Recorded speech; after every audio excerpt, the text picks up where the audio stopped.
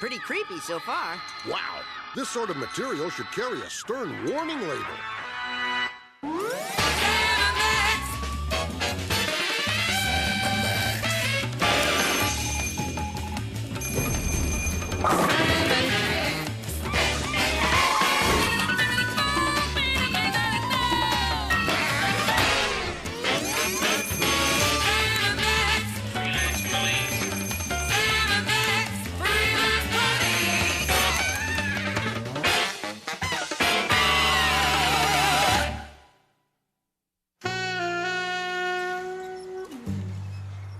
Here's what we've got to go on. It's an unidentifiable life form, offensive in both appearance and smell, and it's been at the back of the fridge since we moved in. It's either some kind of spreadable meat byproduct or nesting hamsters. It is fur-bearing, and that's what throws you. It's a coded message from the Commissioner, Max. What does it say, Duck? He says there's big trouble at the Earth's core. We've got to seek out the hub of Mother Earth and see what's troubling the old gal. Then onward to the Earth's warm gooey center, to the lab! And as even more sightings of these unidentified humanoids spring up, we urge all of you to stay in your homes. We said it before, and we'll say it again. Geek, you're a genius! Who'd have thought the inner workings of a salad spinner could be modified to drill through 60 miles of solid bedrock? It bears out the little-known scientific fact that if you spin something fast enough, Even our spongy living heads. it can bore through just about anything. You're going to be spinning at 80,000 revolutions per second. So please remain seated until the ride comes to a complete stop. Center of the Earth, here we go!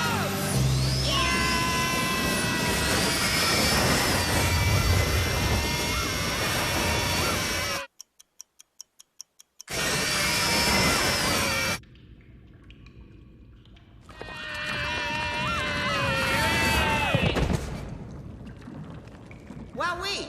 The world truly is a carousel of color. There's drama and mirth in old Mother Earth. And all of her secretions, you see.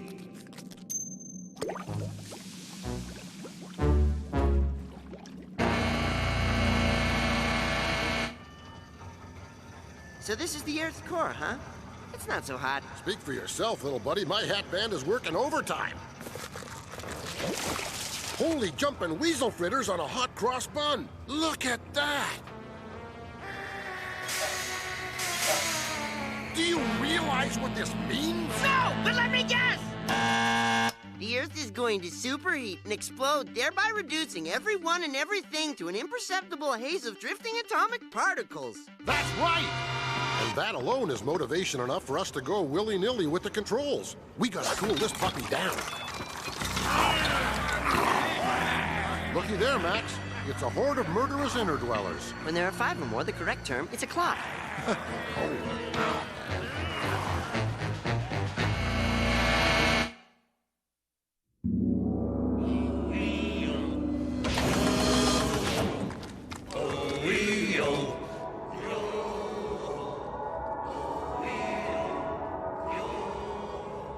Welcome, surface dwellers. I am Dr. Morag. Family practitioner? What luck! I was hoping to have this big mole removed. We are the Mole Men, a simple race who, until recently, have lived content in our duties to maintain the core temperature of the planet. And then came 500 channels of glorious round-the-clock non-stop broadcasting. And with it, the seeds of discontent. That explains their pasty complexions and bad posture. Yours, too. Our squinty eyes were opened to the wonders of your lively surface world. From that day forth, the die was cast. No longer will we remain prisoners of the dark, for tonight is the night of our rebirth. Tonight, we embark on a mass exodus to the surface world in order to abandon this life of blind subterraneanism, to see the world and get dates! I don't recall asking for this guy's life story. Do you, Sam? In order to better prepare ourselves for social integration, once a week, on Saturday night, a party of happening mole men would partake in a fact-gathering field trip to the surface. Our height and facial deficiencies could be somewhat overlooked by your people, but it was our hands, ghastly shovel-like claws to you, that proved to be our undoing. Hi, I'm Kathy. Hello, Kathy. I'm Morag. Tough break there, Morag. Maybe you shouldn't set your sights so high. Try hitting it off with a member of the rodent family first. A solid relationship with a groundhog could be very rewarding. These talons, how I hate them. They would forever prevent us from attaining true happiness. Until now. With these lifelike synthetic hands, we can venture into the surface world with confidence. Nice hands. If you're a fielder for the Cubs. Say, there's a confident grip. Thanks to your throwaway society and their habit of burying everything in sight, we have mountains of plastic! And with a boundless supply of energy from the Earth's core, we will soon have a pair of new hands for each and every mole man! Calling Sam and Max. Come in, Sam and Max. It's an urgent communication from the geek. Put it on the big screen. Distinguished mole men, the core temperature of our planet has climbed to cataclysmic levels. Unless you abandon this reckless course of action, it will reach critical mass within 2 days and will explode with the force of 1,000 suns. Morag, as a fellow person of science, I implore you, stop this madness now, before it's too late. No! We've come too far to stop now. We're so close to the realization of our dream. And the big singles mixer is tonight. But doctor, listen to reason. I have nothing further to say to you. Except that I'll be in town tonight if you want to get together. Gee, I was planning on washing my hair tonight. I think it's high time we threw the proverbial wrench into the works, don't you, Max? I'll say, now I can finally ditch this thing. Max, I didn't know you were a marsupial. Me neither. Whatever that is.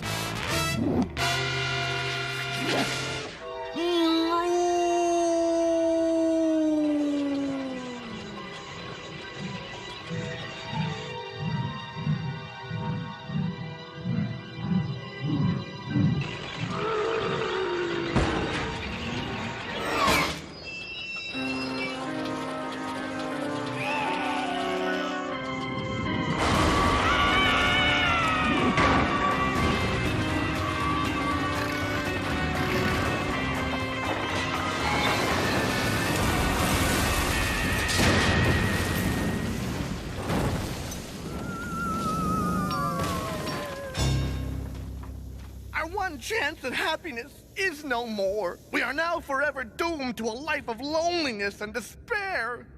Thanks to you. Ah, don't thank us. Just doing our job. Seize them! Obviously, sparing the planet cuts us no slack at all. Let's mull that over during an intense but invigorating fight sequence.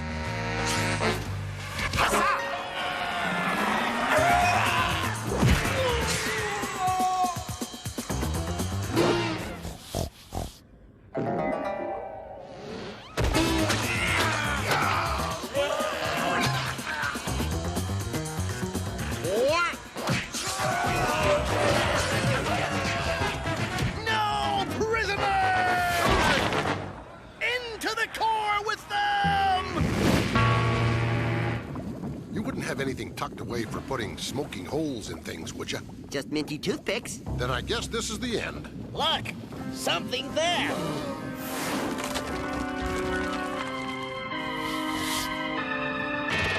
It's mole women! Well, what do you know? New neighbors. Isn't that nice? It's just like when the boy campers discovered the girl campers on Camp Run-Amok, only miles beneath the good earth. All's well that ends well, Max. The world is safe and the mole men have found true happiness. It's a beautiful thing, Sam. Let's leave. Yeah, I think they crave a little privacy. Actually, I'm deathly afraid of seeing them kiss. Ew. They're at it! Let's go! Let's go! Fare thee well, tiny mole folks.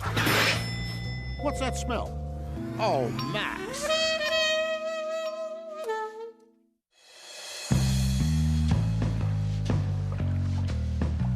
Well, Sam, looks like we found out what's been causing all the big trouble in the North Atlantic. Yeah, nothing says drama on the high seas like a cheesed-off giant octopus defending its turf.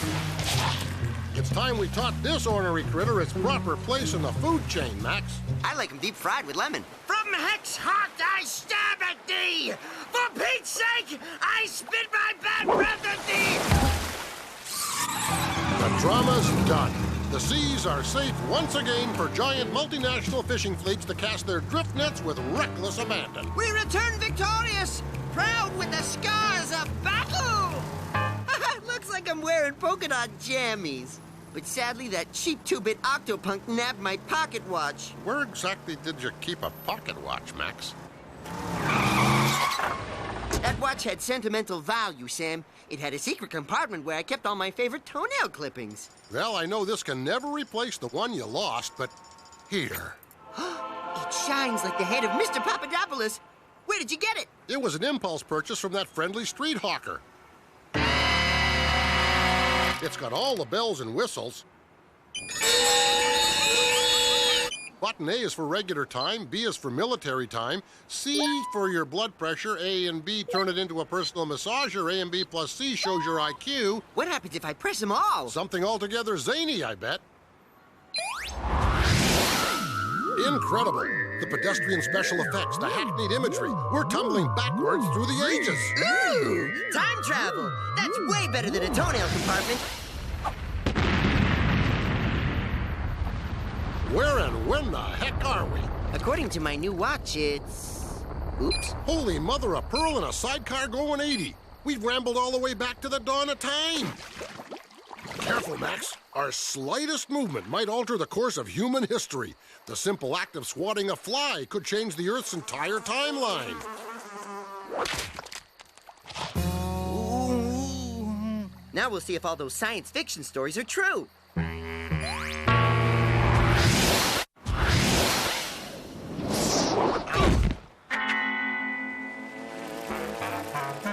Creepy, huh? And the strange part is, they keep the city much cleaner. I could do this all day.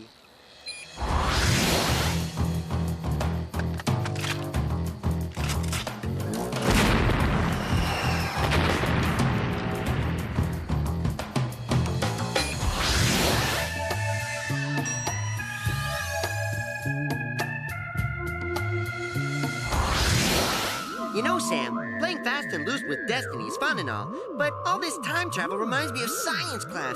What if I'm learning stuff? Yeah, ain't it great?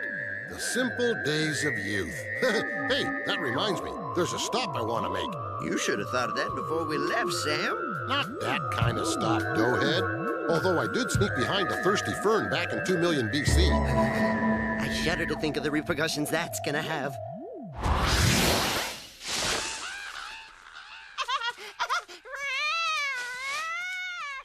It's soft, marketable baby versions of ourselves. Look at me, Sammy. I'm Daniel Boob.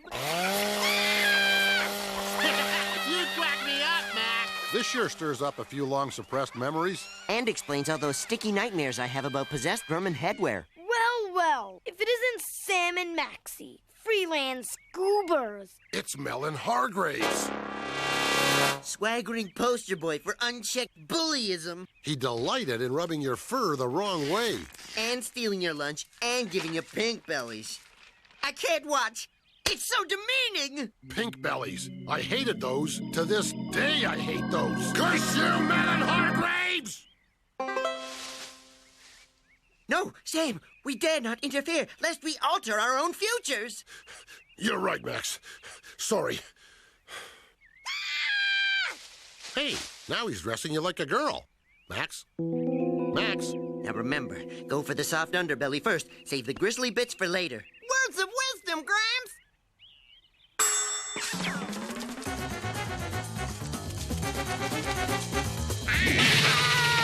Get him off! Get him off! It hurts! Shame on you, Big Max. What about all that yada about altering our futures? Relax. I only passed on my unsettling ability to unhinge my lower jaw. What could possibly happen? Gee, I don't remember checking into the Y. Do you, Sam? Sam? Where are you, Sam? Say something! Give me a sign! Hello there, friend. Whew, what a relief. For a minute, I thought something awful happened to you. Oh, if your llama is all loamy and your gibbon's getting gritty, there's no better place to go to in this great big stinking city. If there's an eye-burning aroma wafting off your buffalo, Sam's Discount Pet Wash is the place you ought to go. Sam's Discount Pet Wash? No! Make it stop! Melon Hargraves! Now this may sting a bit.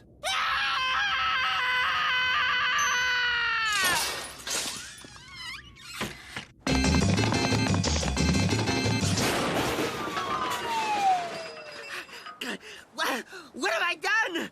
Everything's changed. Gotta find Sam. If your llama is all loamy and your gibbon's getting gritty, there's no better... Sam! Welcome, stranger. Are you here for the special? Sam, it's me, Max. Don't you know me? We're partners. We grew up together. Think back, man. I do vaguely recall a fuzzy bunny pal with whom I whiled away the hazy halcyon days of my youth. Yeah? Then one day, something happened. I ate a bad head cheese sandwich and wandered off in a hallucinogenic daze. I came to 15 years later in a remote Tibetan monastery. I had attained higher consciousness, but still, I always felt there was something missing. Besides shorts. It was me! I was missing! But I'm back, here to save you from this sorry existence. I think you should leave now. You're scaring Patches. I got it!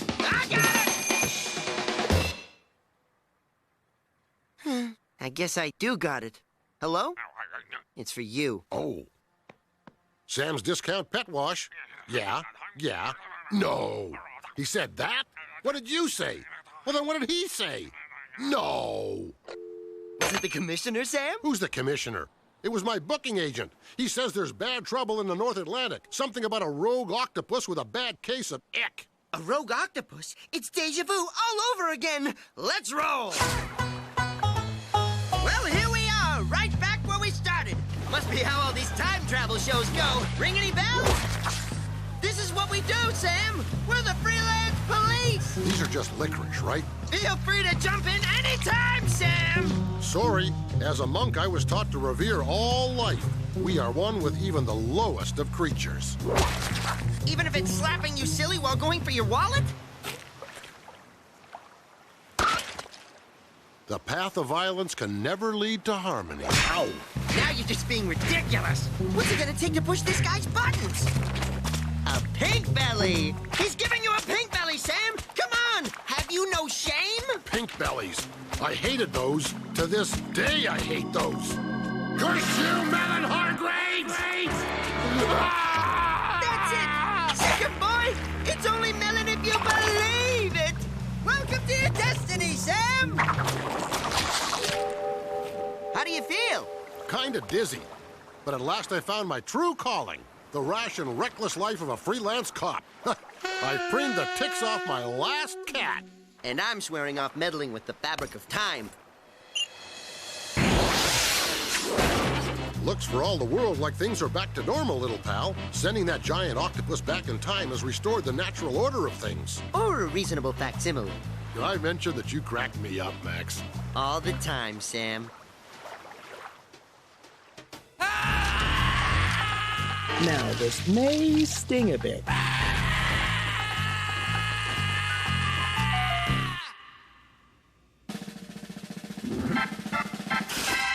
from above! Death from above!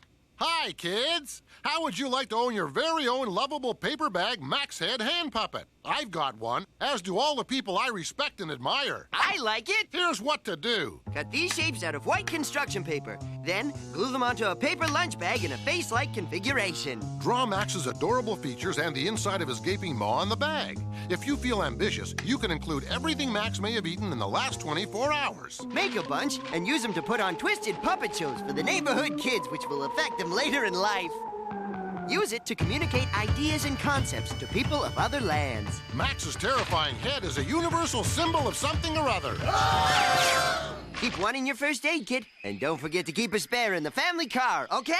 Well, this has grown tiresome. Until next time, kids. Goodbye!